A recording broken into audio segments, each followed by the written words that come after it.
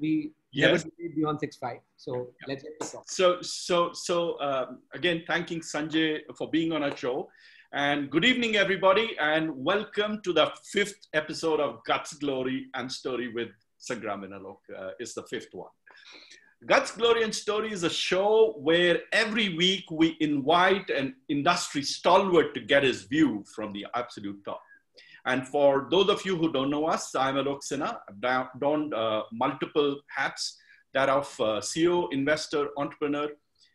And my book, Achieving Successful Business Outcomes, published by Taylor and Francis, is a strategic guide for businesses. And that seems to be resonating very well with my readers.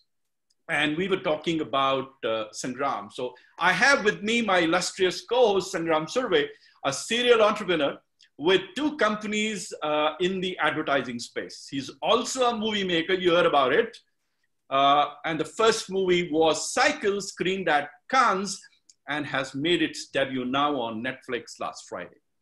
And now coming to the show today, we started with digital first and digital brands with Kapil Singh 2 weeks ago, if you do remember, those who were with us. And he spoke about achieving resounding success with his portfolio of digital first CPG companies at Fireside. Last week, we had Samir Sathe, who delved deeper into the specific issues of SMEs. And today, ladies and gentlemen, we have with us Sanjay Mehta, Joint CEO of Mirum India. He's one of India's most respected digital marketers and has also co-authored the book. And Sanjay, you need to explain why you said this, if I were to do it again. So in a little while from now, we will invite Sanjay, but here is how the session will pan out. Between Sangram and I, we will have questions for Sanjay, which is for the first half an hour. Post that, we have handpicked a few questions from a large number of questions that we had received from our audience. And post that, the last 20 minutes, that will be dedicated to the live audience questions that they have or they may have for Sanjay. We also have some interesting poll questions interspersed for the audience. But for the moment, all eyes on our power speaker of this evening, Sanjay Mehta. And Sangram, it's over to you now. Thank you, Alok. And Sanjay, dear friend, welcome to Guts, Glory, and Story. I know Sanjay way before his digital days. As a matter of fact, we were part of a program much before Sanjay began his digital journey. And I know for a fact that he was one of the earliest entrants to the digital race, much before even Facebook and any of these platforms actually took birth. That journey didn't get as much traction as Sanjay would have wanted. So he just took a break and decided to come back. And he came back as a digital marketing agency, Social Wavelength. And within a few years, that did so well that it attracted WPP's attention, and WPP made an offer and invited Sanjay to be a part of the WPP group. Social Wavelength became Mirum.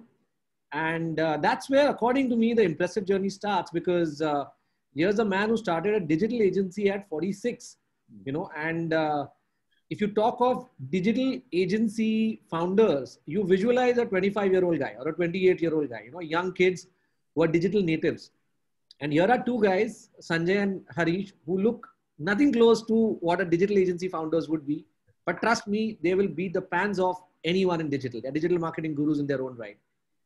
The journey after Mirum is what's impressive, because post Social Wavelength becoming Mirum, he grew it almost 3 to 4 times the size of Social Wavelength.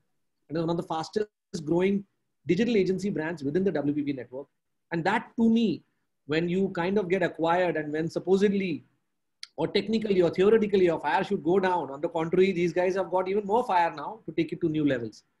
And which is where I think they wrote their book, If I Could Do It Again. So my very first question is, Sanjay, take us through this lovely journey, starting from your very first venture to Social Wavelength to Mirum, and what keeps you going?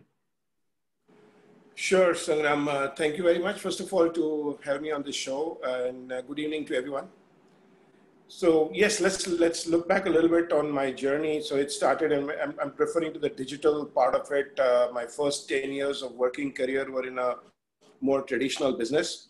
But, 97 was when internet came into India, and somewhere there was an opportunity sensed of creating a business around that. And, there's a long story which is in the book, and, I'm going to use the opportunity to show this book. This is a book if I had to do it again. But to cut it short, because we have a lot of other agenda to cover, what we ended up doing at that time was to create this platform called homeindia.com. And homeindia.com, way back in 1998, was a pure play e-commerce website selling ethnic Indian products, Indian clothing, jewelry, handicrafts, puja items and whatnot to customers outside India. So there was initial focus was easily the NRIs, but over time it was also, people, other non-Indians who had a fascination for Indian products. So our paying customer was 100% outside India, and we were based in India and shipping in a pure B2C manner, individual packages to any part of the world. So it was breathtaking because of, way back in 98, 99, we did that and we were able to actually crack the model and get it going. And it looked very interesting. We spent a good 9 years trying to work the model, raise funds, this, that. There were challenges, and like again I said, it's a long story, so I don't want to get into that, but that's what the book is about. Not that I'm pushing my book, but I'm saying that so one thing led to the with a lot of hard work, which actually was like a roller coaster ride, and which is why it prompted us to actually convert it into a book with money being raised, the .com bust, having to figure how do you keep your head above the water, and then getting into a whole Bollywood clothing range and doing trade shows in the US and whatnot. So there's a lot of interesting facets to it. But at the end of it, somewhere by the time in 2007, when we thought that's a great time for us to further get more money and grow, what changed was that the investors were now interested in businesses which were focused inside of India. As the market was India, because India was this huge emerging market, and somewhere we couldn't raise that next big round. And having spent a good 9 years of our prime time, working time in terms of the age at which we were, finally we decided to, exit the business, and interestingly found a buyer, but not with a huge, typically entrepreneurial ventures of these kinds are done with an idea to build capital, build for yourself, which it didn't do honestly.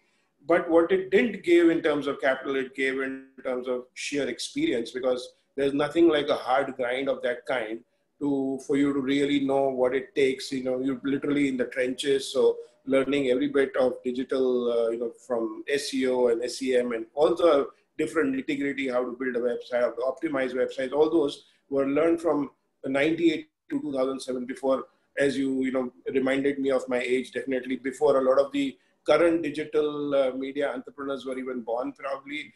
So that was the journey. So after that, couple of years, both of us went and worked as professionals, because we had 9 years were nightmarish in terms of what we took back home in terms of the entrepreneur's career, especially in that kind of scenario, was difficult because we were fighting most of that 9 years. So it was good time to probably get a reliable paycheck at the end of every month. So both of us went into professional careers. But, an entrepreneurship was kind of in the DNA. So there was an itch again to do something. And just around that time, we saw the coming of age of social media. It was early days, but obviously, opportunities are best taken when it's just about the right time. If you come in when it's already, like big and, everybody and their uncle are already doing it, then you're getting into a red ocean and, very difficult to differentiate. But we saw social media coming, and somewhere there was with whatever I read, there was a conclusion that it's going to be big, and that for any kind of organization, whether you're a single person professional or you're the largest of corporations, A, you will need to be on social media, and B, it's not something that comes naturally, because it was not your typical marketing. It was not your big advertising, just going and putting a big TVC or a hoarding out there. So there is a need to learn the software aspects, etc. So we realized that the market is enormous, and it's now up to us to go and be an agency and find our sweet spot in terms of whatever kind of market size which we can gather. And that's how Social Wavelength was born in 2009. And as you said, like in about 5 years from the time that we got started, I think this time we hit the hit the timing just right, just about as we grew. I mean, in our first few years, social media took off very well. And with that, we were able to scale the business very quickly. And to an extent that, like, as you said, it attracted a global major like WPP to consider acquiring us, and which is what happened in 2014. 2015, so we were brought under the fold of J. Walter Thompson, which is one of the large agencies as part of the WPP group. And within JWT, globally, they had acquired similar digital agencies in different markets. And there was a need felt that, like JWT is a global name or Ogilvy is a global name, there's a need for even digital agencies to have a single brand which can be around the world and service clients, global clients across geographies, all sorts of other motivation. And that's where Mirum was created. And the Mirum creation was by bringing together digital agencies, some of the digital agencies that JWT had in different geographies. And we were invited to be part of that from India. And that's what happened. Now, like you said, the journey has been more exciting after that. And that's because of Mirum to a large extent, because what this did was, like I said, they brought together various agencies that acquired around the world. All of them, like ours, were still run by the original founders who are entrepreneurs. And there's somewhere a different way in which entrepreneurs look at things. So there was a very strong sort of openness about collaboration. Otherwise, it is seen that in global businesses, you have offices around the world. They're supposedly global, but everybody operates in their own silos. But here, there was a way to see win-win, and we being in India, which is a tech hub and all that, there was a huge opportunity for us to collaborate and kind of bring home work also from outside India. And that's what got started, and it enabled us to sort of grow well. And God's been kind, and so things have gone well from then. So that's in as short a few minutes that I could capture the journey. So that was my journey from home India to Mirum. And that is never say die. This is a great journey, Sanjay. So Sanjay, before we go to the next question, we normally take a poll. So where the viewers give their opinion, and then we will ask you the same question. So viewers, you should be ready. Here is the first of our poll questions, which relates to digital marketing, something which Sanjay is an exponent of. The poll question will pop on your screens, and you have 30 seconds now to answer. So here is the question. The last product you bought, you discovered it through Facebook, Instagram, Google, newspapers, television.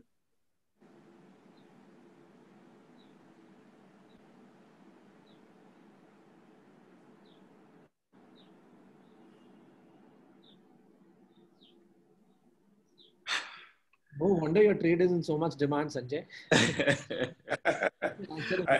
but I will also like to bring in a dichotomy, which when we were talking to Sanjay, he spoke. So can we end the poll and can we show? So basically, Sanjay, people say about 50% Facebook, Instagram, 50%, 46% Google, a little bit newspaper. So basically, newspaper and television don't have any, they just don't have any value, it seems like. But here is my first question to you, Sanjay. So the new mantra of COVID has become digital. And everyone wants to go digital, especially, now it's not even a choice. It can't work out.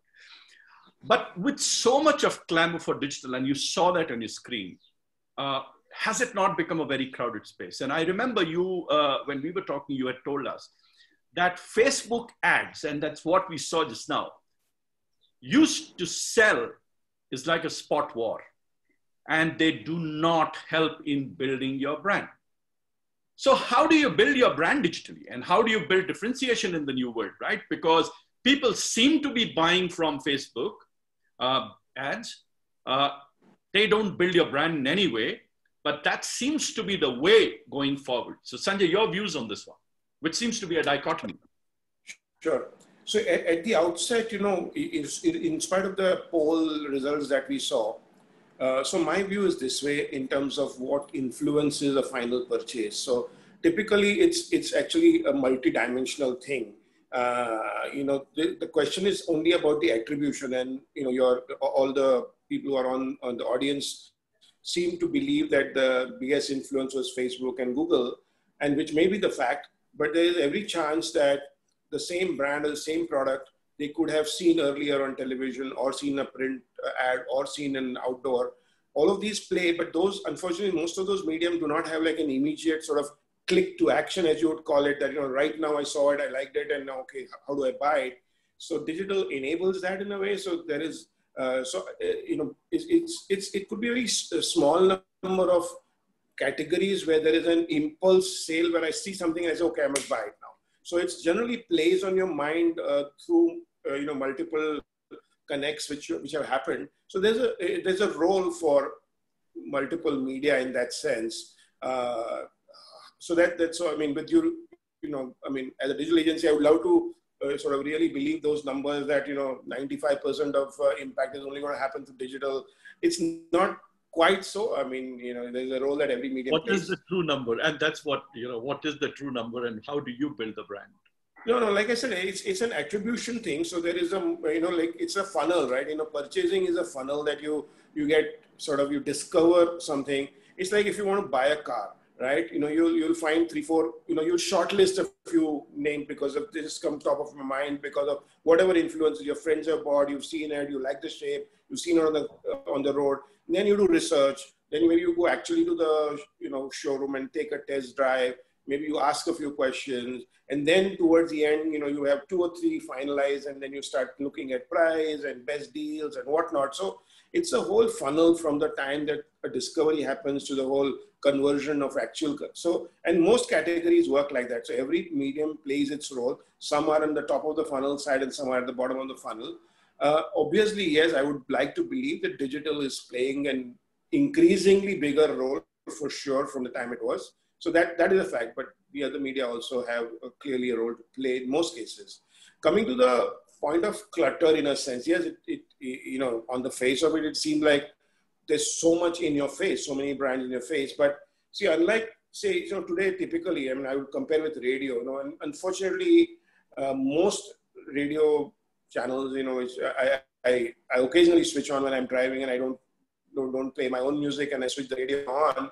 And I find that, there is songs between ads and not ads between songs. So there is just a whole lot of ads which keep sort of shouting at you. And in such a scenario, there is irritation which happens to the consumer rather than getting a positive acceptance. And maybe if you go on digital to typically a news portal, you probably see the same, because there are 25 banners from every corner that can be occupied. They've got banners thrown at you. Again, does nothing, really to the advertiser. I mean, somewhere the publisher feels that he's getting little money from all 25, but really to the consumer, it's a blind spot. But digital has very supreme ways of connecting the right digital, like marketing communication, to the right audience on a one-on-one basis, based on relevance. So you can break through the clutter because you can literally market to one instead of doing any kind of carpet bombing. And hence, digital, thanks to the technology behind it, can still find a way in spite of the apparent clutter which is there. And I think your question, I'm not sure if I covered your question. Sorry? Importance of brand building in the yeah. So that is actually a very important question here. So, I mean, my view is this way, that today, especially in COVID times, a lot of businesses have got hurt. And now, as things open up, if I'm a business, I want to find a way to sell my product. Yeah, that's my first and immediate goal. And I want to sell at the cheapest cost. I mean, the cheapest selling cost. Like, where can I go and sell? Now, on the face of it, putting your product up on a marketplace like an Amazon or a Flipkart would seem to be the answer, because all of those platforms attract huge traffic. And that's traffic coming with the shopping intent. It's like people walking into a mall or a big multi-brand store. So they are there with some kind of a shopping intent. And there is a search, and they'll get you if you're into office bags or whatever. Somebody will say, I want to buy an office bag, and they'll search and they'll land up at the category, and hopefully your brand or your product also gets discovered and gets sold based on other factors. Now, that's a simple part. And potentially, yes, that works. However, if you're an office bag brand, there are 50 others who also make and sell office bags. And guess what? All of them think the same way. So all of them are on Amazon or Flipkart selling.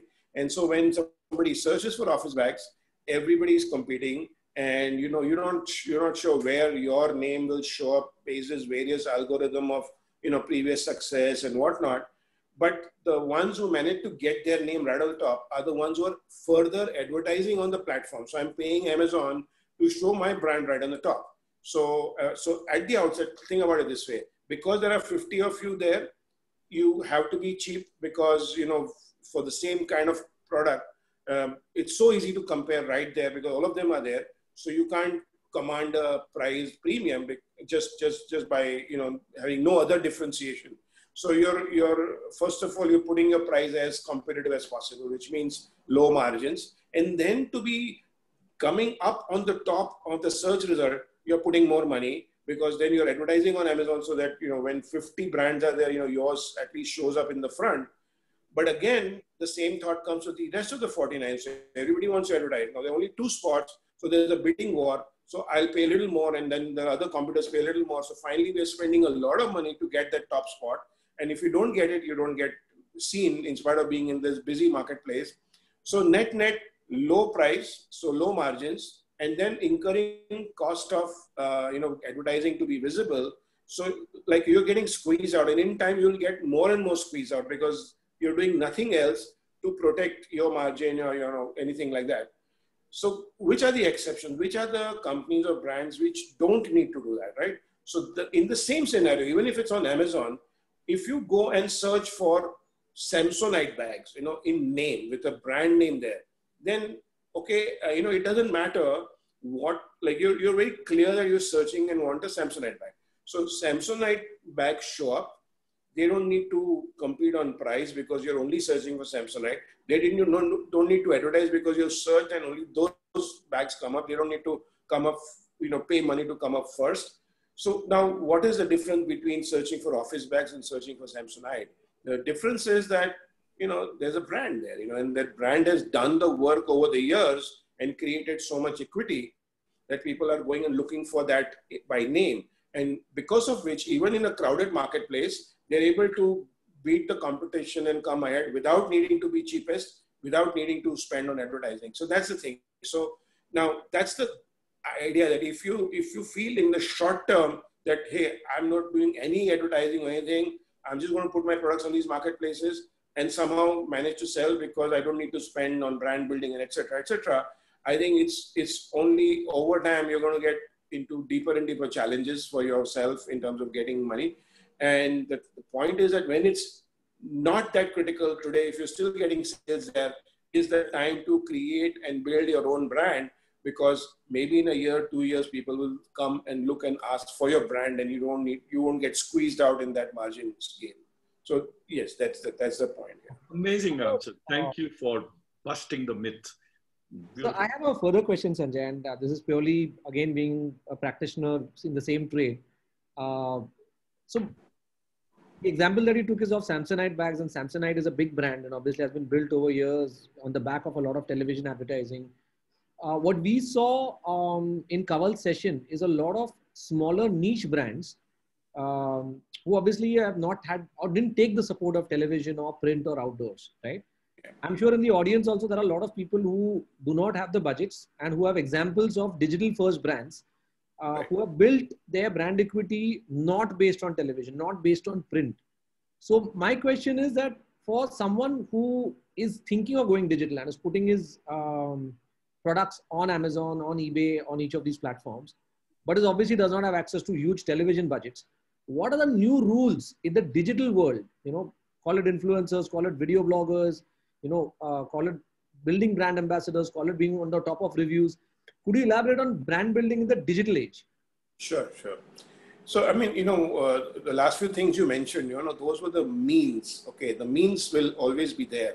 But I think it all begins with the strategy. Okay, the strategy in terms of figuring that in that brand space, like brand is not about just throwing somehow or the other some kind of visibility to your prospect. that, okay, so whether you don't have television budget, but I'll use, influencers, or I'll do some other Google ads or something, and somehow just appear in front of prospects. You can do that, but what does your brand convey to that prospect? I mean, is there a sort of connect that you're establishing except just being in the face? Now, being in your face works for a Pepsi or a Nike because they've done the hard work of their brand association already. So now they just want that, you're visible so that, like you get tempted to get another Pepsi just because, you keep seeing it all the time. But when you are a upcoming brand of sorts, you need to first create that connect. So it starts with simply this thing that identifying your core audience. Like, if you're not a brand which is for like the entire population of the country, you don't want to go on television, which is mass media or anything like that. So then you have to be really clear about picking your territory clearly. So it starts with identifying that, like, what audience I'm trying to, connect to, who's going to be my prospective audience. And there could be multiple. It's not like one, it could be A, B, and C, whatever. And then finally, what is it that you want to kind of create? What's the connect you want to create with them? So I think, for example, so there are the consumer or the audience connects on some level, right? So say, we know in today's day, there are a lot of consumers who wear sustainability as a key area, for them. Like they genuinely believe in the environment and all that. And they would identify with brands who also put a high, priority on sustainability in terms of their production, in terms of the materials they use, in terms of the way they do the packaging and deliver. Now you can, if yours is a brand, whatever, you might be, anything, it doesn't matter what product you're in, but you say that, we hold sustainability high. Now, that the audience, which also gives a high priority for that, is your prime audience, because they will value that. Somebody who doesn't care about it says it's okay, what sustainability, I'm not going to pay 10% more because you're sustainable, because it doesn't matter to me, but somebody else will do that. So identifying the right kind of audience and then right kind of brand value that you believe that you stand for is the beginning. And then there's a question of making sure that that comes across to that audience, right? So now that coming across in terms of content, that actually boils down that, finally it has to happen through some means of content. So whether it's text in terms of blogging, whether it's videos, whether it's even your social posts and everything, it needs to very clearly stand for those. It's not that you have to keep using those words every time, but in whichever format, the way you create your language, your communication language, it needs to all sort of zero back into that core values. And then, of course, the way you reach your audience, digital allows you to finely target and make sure that you reach your exact target audience. And that's what. And then be sort of consistent about it, and do it for a while. Don't expect quick results. Brand building is not an overnight game. But once you are very sure of your values and what you stand for, be at it for a while. Make sure that you keep doing this. Of course, you keep measuring how it's working. Keep measuring that, like, does your audience connect with you? Do they click on your messages? Do they come and engage with you in conversation? Are they saying good things? But for it to actually move the needle in terms of your business does take time. And even to have that brand connect, establish in your consumer's head also takes time. So the only way to do it is to be consistent and, keep at it. So brilliant. I think what I hear you saying is very clearly that while digital is a new media, okay, some basics of classical marketing haven't changed. It still boils down to positioning, still boils down to what you stand for. The media would have possibly changed. Absolutely. Yeah. I think those are innate, consumer behavioral things, psychological. All those things. We have changed as humans, but not so much that things. We've not become robots just yet. So the next question is where digital actually makes a difference. And while some basic rules of marketing haven't changed, we're going to discuss and explore some buzzwords which keep getting thrown in the market. But we have a poll question to just see how much of our audience understands those buzzwords. So Shweta, can you put up the next poll question? I think the buzzword that we're talking about, Sanjay, is agile marketing. Everyone keeps on talking about what is agile. Okay, Shweta's given me another one. So let's discuss what is digital first according to our audience. So options are it's reaching customers directly and through digital channels. Second is digital brands which are first in the category. And third is digital brands which go viral in social media. Let's see what our audience thinks of this.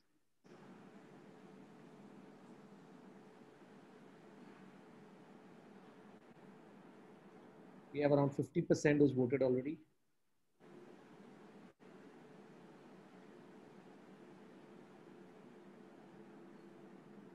So this is where our live Facebook viewers can't do this piece. So.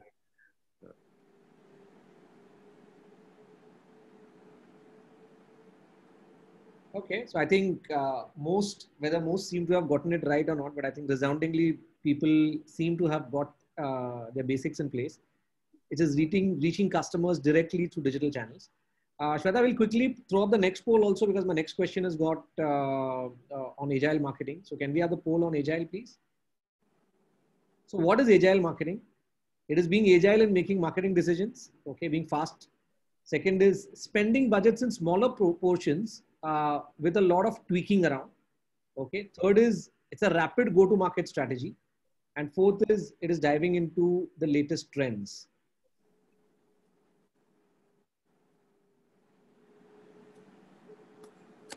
Okay, we seem to be having mixed views over here.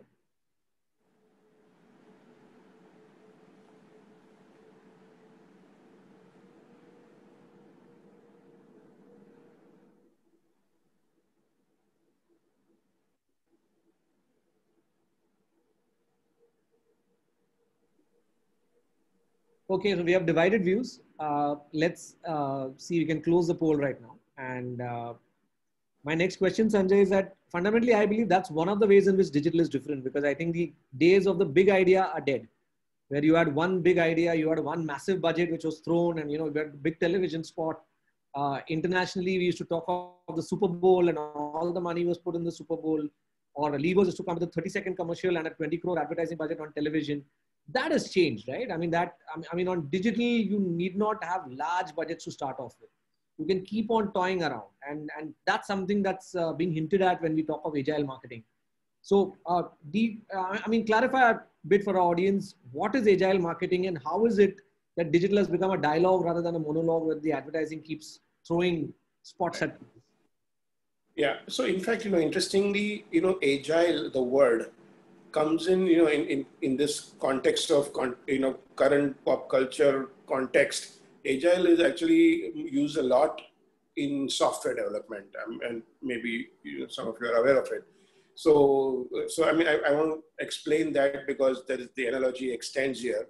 That the typical way of software development earlier was what was called as the waterfall way, which is like you think of the big projects. So you're creating, let's say you were creating that big new fintech product for a bank or something.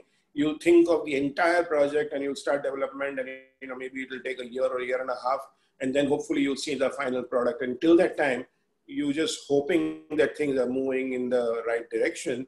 And it actually, while it worked for several years, I mean, that was the only way that one could think that, okay, yeah, this is the map, this is how we are going, and keep building till it reaches the end, and several programmers, several developers working. But it used to lead to a lot of pain because by the time, you're reaching the end, suddenly you find that, oh man, your timeline is already there and we are only 70% through because you had no clue where you are, because it was a black box. You're putting things and you're supposed to come 1 year later, you got to get a finished product. In between, what's happening, your client doesn't know, nobody knows. And then also at the end of it, you will find that, hey, this is not what I asked for. This is not looking right and all that. So, because the client or whoever is finally the, user has no clue in between what's going on, right? So then comes the agile way of software development, which actually works in bursts of short period, 2 weeks, 3 weeks kind of period. And it's very well defined in terms of what is going to happen here. Now, so you're still on the path to the big thing, okay? It doesn't change that you're still building that massive fintech product or whatever it is, but you break it down into shorter bursts. They are well defined from year to year. What are we going to do? What's happening? What the input? What the output?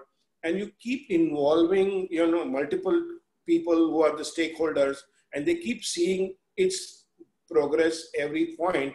And then, you validate that, yes, it's going, and now the next one, and then the next one, and whatnot.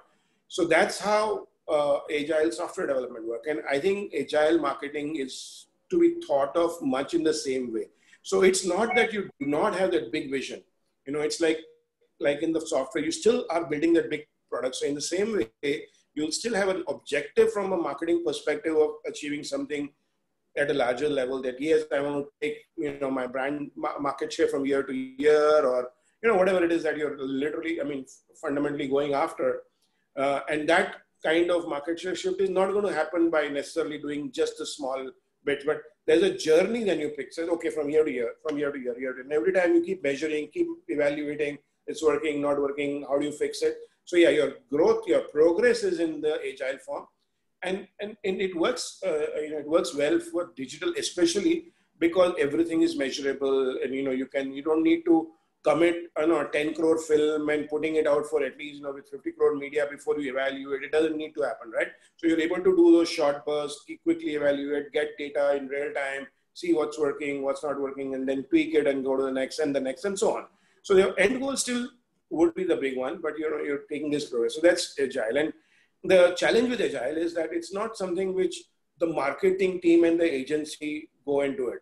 Okay, agile is about the entire organization actually adapting to it. And the biggest challenges come not because the marketing or the agency didn't get it right.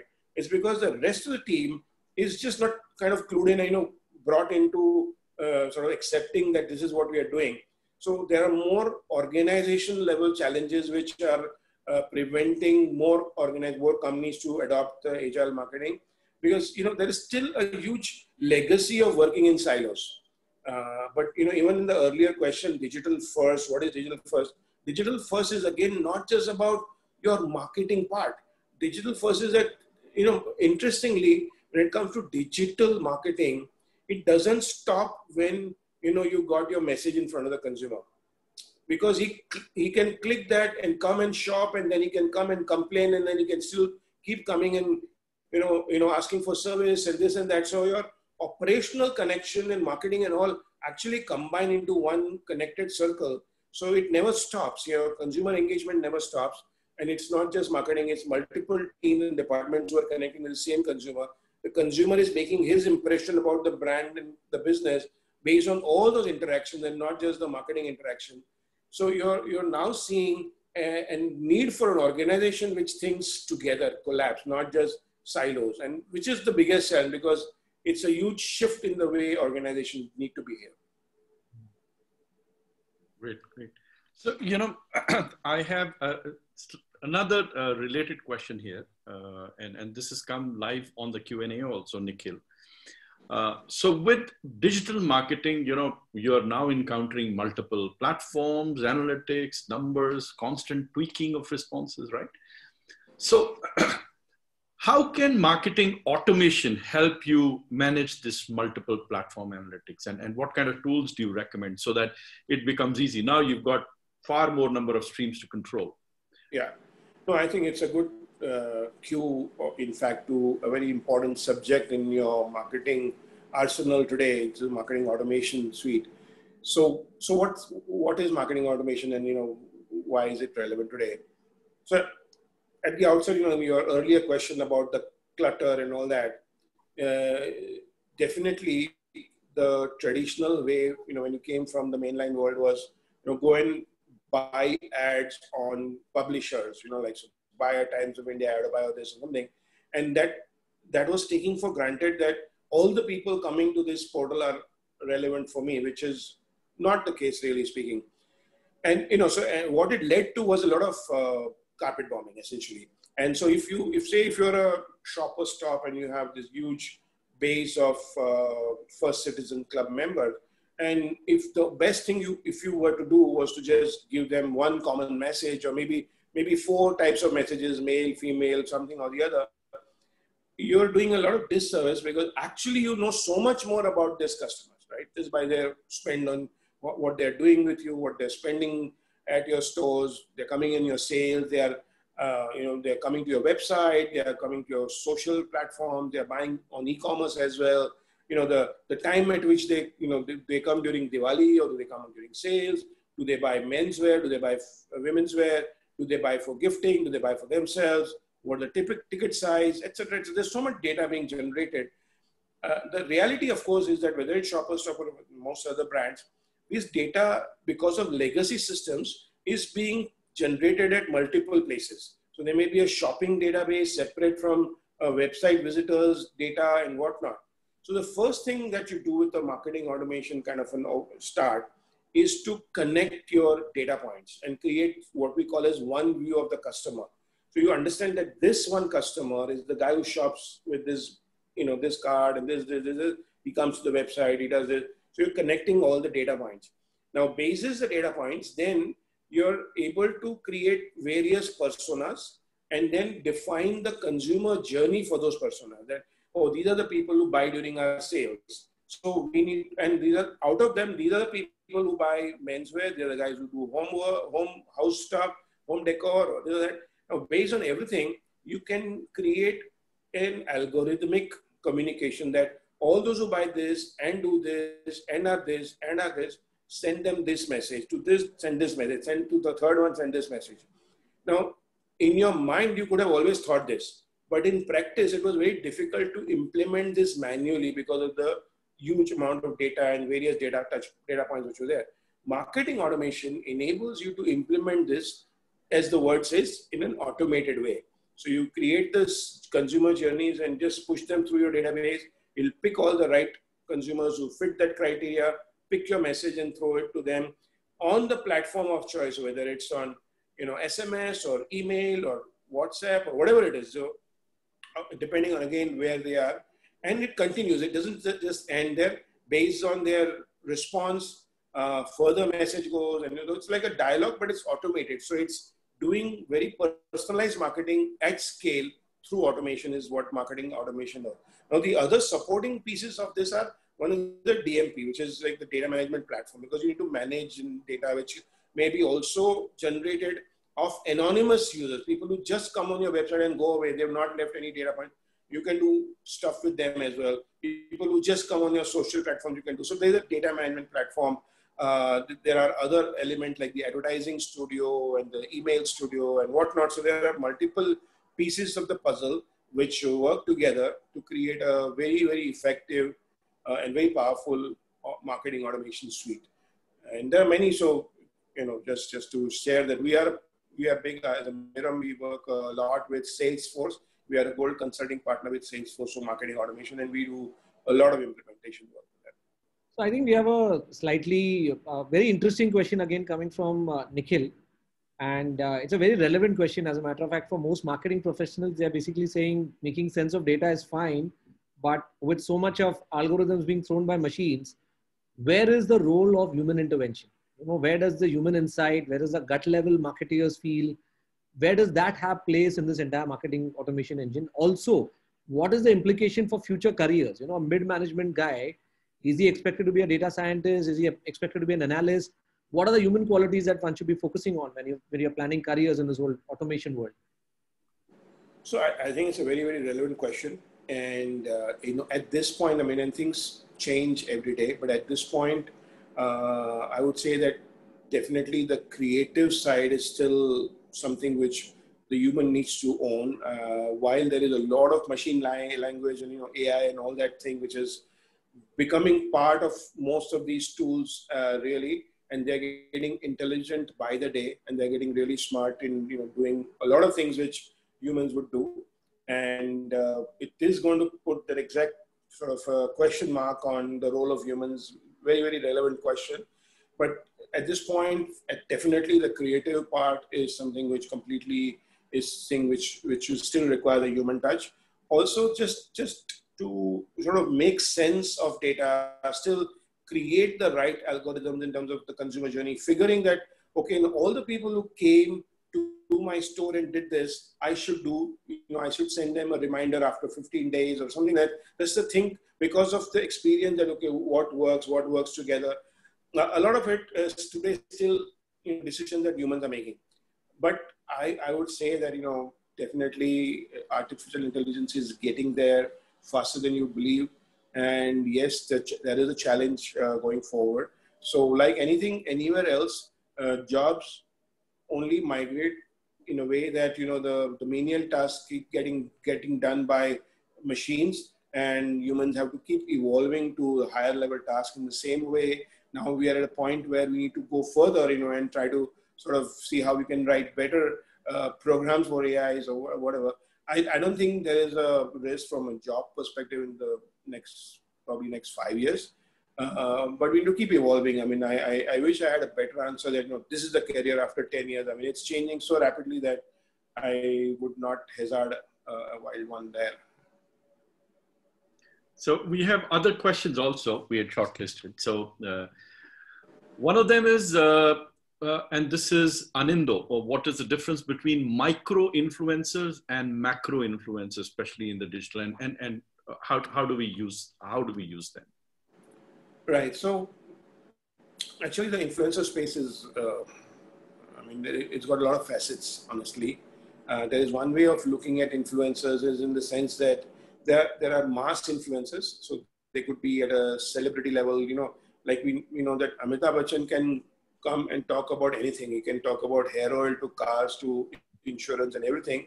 And people tend to listen. Obviously, brands are paying top dollars to get his endorsement. It must be working at a level. So somewhere there is enough of an audience who connects. Then there are influencers who are specialists. So there will be an influencer whose word you will respect when it comes to automobiles.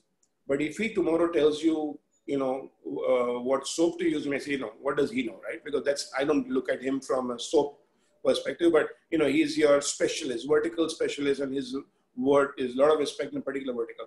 And then there's a third kind, which is a sort of a social influencer, means they have a certain influence in a certain group of sorts. So maybe there is an influencer who is very big in a particular community of sorts, whether it's a student community, whether it's maybe LGBT community or whatever individual. So again, it is not about mass, and it's not about a particular category influence, but it's a social level influence because there's a large spread of influence that person's voice has. Now, as a brand, if you're doing influencer marketing, first of all, and it obviously also depends on budgets. If you want to use influencers, you figure probably a mix of these three kinds to begin with.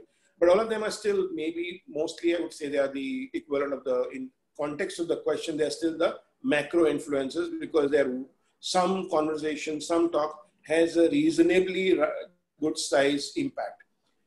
Now, what happens that when what you're doing with influence, you're kind of lighting a fire and you're saying, okay, here's the fire, and then it has to spread wide, right? That's the idea and that's the intent.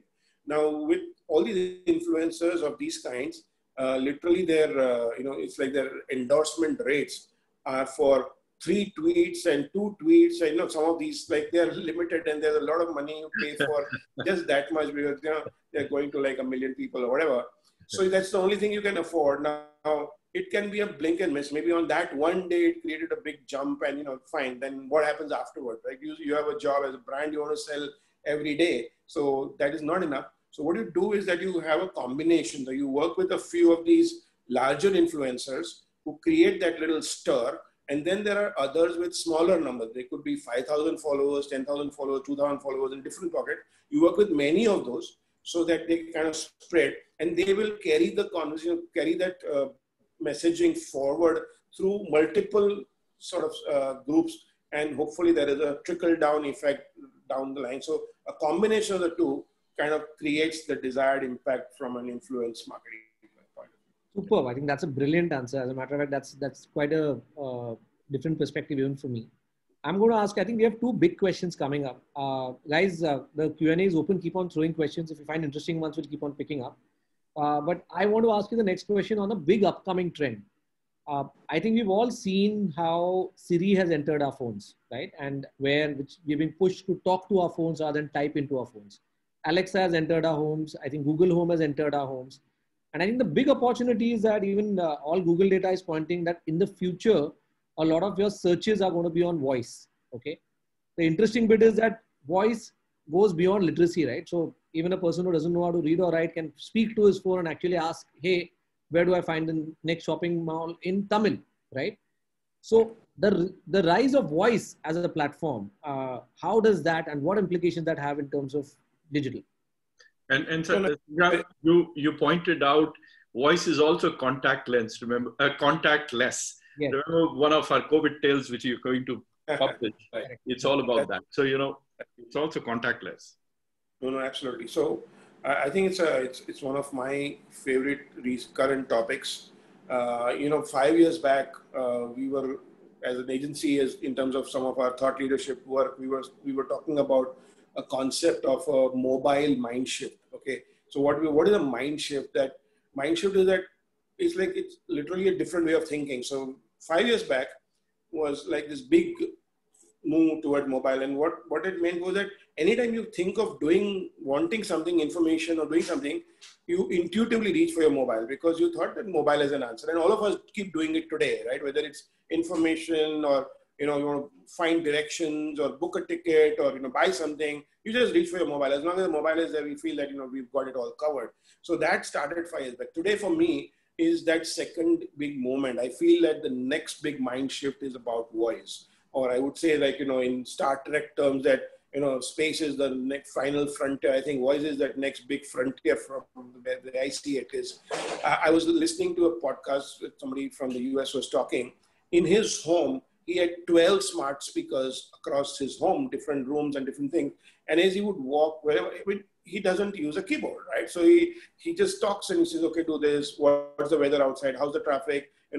Change my appointment and do this. Or including the fact that he has cameras in his parents' home, and he wants to just have a look that are they all safe or not. He switches on, he says, show me, my parents' home, and live it shows up everything voice. And it's today, and there's somebody, maybe somebody is 12, somebody is 4. Probably my brother must be having 3, 4 in his home in Cupertino. I feel it's a direction that is going to happen in India very soon. All of these technology things, they don't anymore take 3 years and 5 years to happen. Before we know, I've had voice devices. I mean, I'm talking about smart speakers, not just the phone at home, but I've started using one little more actively recently, and I find it great. I mean, I just tell them to play what music I want. I want to find out like whether it's going to rain today or not or whatever. And it's able to answer, it's able to understand my accent, it's able to pick up like the nuances. It's amazing. So it's, once you get onto it, right, you feel like, sure, I don't want to, type things and all that. So that's where we are going. But you brought in a very interesting additional facet, especially from India. Because yes, whatever I described, the US home and our kind of context is very urban, the evolved audience, the more mature digital audience and everything. But really voice is becoming this huge impact driver for the rural markets and the tier 2 and tier 3 markets. Because on the one side, Geo and others have made sure that data has reached there now. But see, literacy has not happened as well as you'd like it to, in terms of really familiarity. And most of the people are connecting to a phone. And, typing messages on that small keyboard for somebody who is still not that familiar, and literacy issues, spellings, all those things don't come very easily. So it would still be a big limiter in terms of how the internet is adopted. But here comes voice, and here comes language-free issues, and you start talking that, what's the weather and what needs to be done. And it's a breeze, right? So then suddenly today, even in India, Google has said the tier 2, tier 3 searches on voice are far higher than even urban centers and all that. And it's only because of these kinds of reasons. And all of them are largely in regional language. So it's the next big thing. And as a brand, what you need to do is a lot. Make sure that your sites are voice search optimized. You could literally have content which is sitting on your website being also audio playable. So people don't need to read it. I mean, some of you would have seen things like this on Your Story and other places, that all the content is also as a button and you can just have it play and voice it. Because even voice consumption is big, right? So I'm a huge podcast person. And most of the time, my podcast consumption is when I'm doing something else. Maybe I'm on my walk or I'm on a treadmill. There is nothing else you can do in terms of, that's additional senses, because you can't watch a video when you're driving. You can't watch a video when you're on a treadmill and running, because it will not be a great experience. but your ears are still available. So, you consume content there. So voice works brilliantly for consumption, for delivery. So yes, I mean, you can see my enthusiasm. I think I'm a huge believer that voice is going to be a big thing. So Sangram, do we have any time to slip in one more? Yeah, I think we had maybe two. I have two quick questions, and in the interest of time, I think brief answers, and I'll shoot both questions together, and I'll tell you which questions I want you to go last. So one is as an extension of the same voice thing. I think we should speak a bit on Bharat, because I think everyone's talking about digital first, which is talking to urban consumers, savvy consumers. But a huge opportunity is the India that is yet coming. I mean, Deepak The rural audience. Session, yeah, he very clearly told us that the growth centers are not the cities, not the metros. It's those parts of India which is not suspected. So the role of digital in that's my first question. And the last question, which you can end with, is after selling out to JWT, someone expressed that, oh my God, his stake must have come down to a minimal, and has his enthusiasm come down? So we want you to tell that even as a founder, when you've sold out, what is that secret that has not allowed that fire to be doused? Sure. So the first question on Bharat, right? So part of it is about the voice, but I'm again, interestingly, as Mirum, we are working on a vertical around rural marketing. We believe that digital and rural marketing is going to be a big one. Now, why do we feel that way? Okay. So first is, of course, in the COVID scenario, while a lot of, other industries have had a very sort of adverse impact, in many ways, agriculture is what is still pulling us ahead and keeping, like larger numbers and all still there. But that's just a temporary this year versus next year and all that. But what COVID has created is that, like when you think of rural marketing, when you think of villages, for any brand which is trying to sell there was never an easier way except to be there. Okay. Even tier 2 and tier 3, companies would have their depots and offices and sales staff because they were still a large market. But villages with, 500 or 1,000 or 2,000 people will never justify a market. So there's always somebody has to go, and whatever marketing, there is a concept of this whole traveling salesman. He goes from one, so you would go on literally a tour and, cover 10 villages or whatever and come back. Or you do melas and trade fairs and whatnot in which your, brand gets visibility. Now with COVID, both of those are not possible. You can't, you don't have traveling salesmen who will actually go. I mean, you're taking a huge risk, right? Even if you go to Delhi, you go and take a flight and come back, but this whole circuit is, going by buses and whatnot. It's not going to happen. There are no event, no big melas and all that happening. And yet that market is there. So how do you reach there? And on the other hand, what has happened coincidentally parallelly is data has reached, regional languages are becoming big on the internet, voice is becoming big. So it's that perfect storm that one, you don't have any other option, and B, the means have suddenly become available to reach digital. So a combination of voice, combination of using platforms like WhatsApp, combination of, using very strongly regional language across all your communication is the way to sort of reach the next, the Bharat, very clearly. So you wanted a short answer, but it was not that short. No. Okay. And so the next, okay. So if, just to the last one that you asked and one for the last is, so it's definitely an interesting question about owning your own and sort of selling out. But, the secret sauce lies in the way the networks actually structure the acquisition. They make it interesting. So while they acquire a majority stake in our company, they leave a lot of skin in the game for us.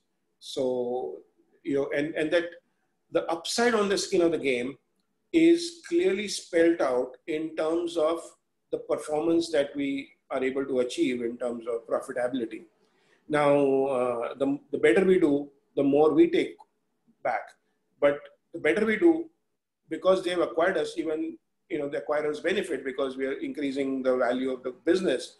So it's a great win-win. So if as against acquisitions which are sort of IP oriented, that you acquire an IP and then maybe you have the founders being there for a while just to see that everything is stabilized, and then that person can walk away. So first of all, because as the service industry, a lot of it works because of us as founders, the passion and what we are able to achieve and all that, it works. So if it doesn't make sense for the acquirer to have a founder walk away after this, after the acquisition, because then what happens after that? What if it just shrinks? So they want it.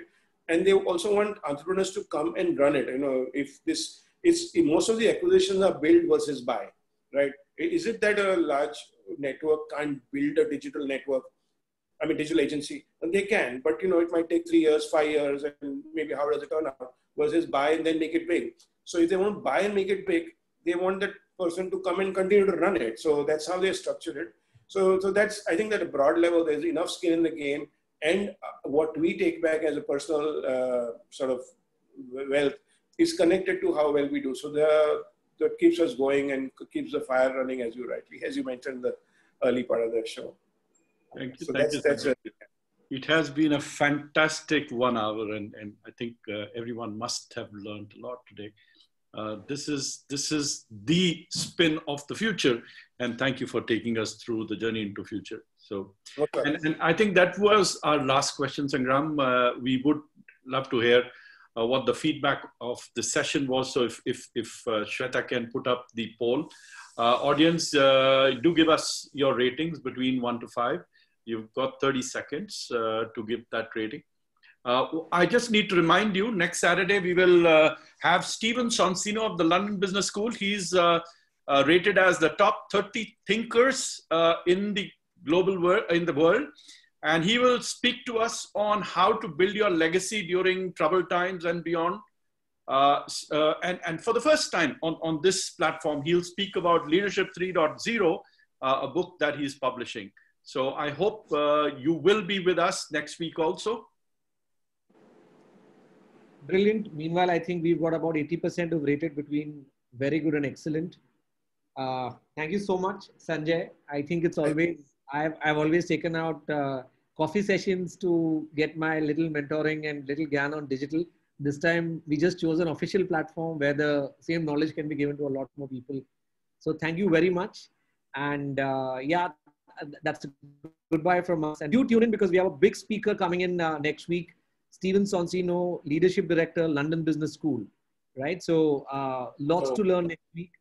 Have a great weekend, all of you.